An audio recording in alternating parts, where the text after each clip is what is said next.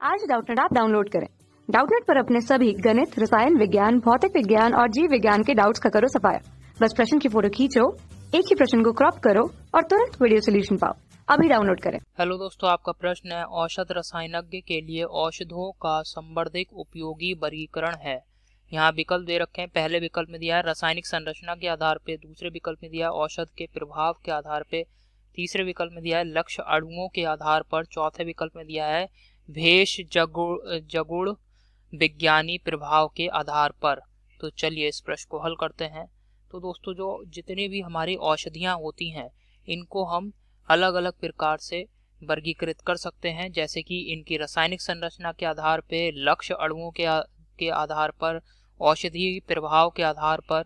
ठीक है, तो इन सभी वर्गीकरण में दोस्तों लक्ष्य अणुओं के आधार पे जो औषधियों का वर्गीकरण है ये सबसे महत्वपूर्ण है। क्यों? क्योंकि यहाँ पे जो भी हम औषधि लेते हैं वो क्या करती है, जो लक्ष्य अणु हैं उनसे सीधे सीधे क्रिया कर लेती है। लक्ष्य अणु क्या होते हैं? जैसे कि हमारे शरीर में प्रोटीन है, वसा है, लिपिड है, हार्मोन है, इन पर सीधे सीधे क्रिया करती हैं। इनके साथ क्रिया करके दोस्तों ये उस जगह पर चले जाते हैं जहाँ पे इनका मुख्य टारगेट अर्थात मुख्य लक्ष्य होता है। इन अणुओं से क्रिया करके वहाँ तक पहुँच जाते हैं जहाँ पर हमारे शरीर में दिक्कत है, हमारे शरीर के जिस भी भाग में आवश्यकता है इन औषधियों की, वहाँ पर ये पहुँच जाते हैं, ये जो लक्ष्य अणु हैं इनसे क्रिया करके।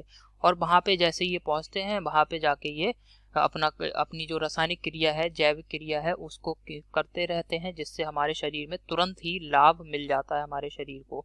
ठीक है, तो इस वजह से जो लक्ष्य अणुओं के आधार पर वर्गीकरण होता है औषधियों का, ये दोस्तों सबसे महत्वपूर्ण वर्गीकरण है। तो यहाँ पे इसको मैं लिख दे रहा हूँ। औषध रसायनज्ञ के लिए औषधों का संवर्धित उपयोगी वर्गीकरण लक्ष्य अणुओं के आधार पर किया गया वर्गीकरण है।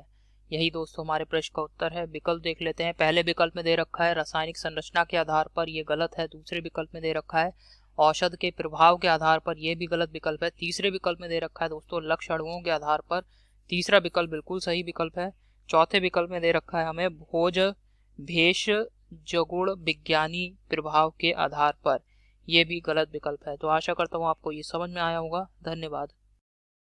कक्षा 6 से 12वीं से लेकर नीट, IIT, JEE वो एडवांस के लेवल तक 1 करोड़ से ज्यादा छात्रों का भरोसा। आज ही डाउनलोड करें डाउटनेट ऐप या व्हाट्सएप करें अपने सारे डाउट्स 8400 400 400 पर।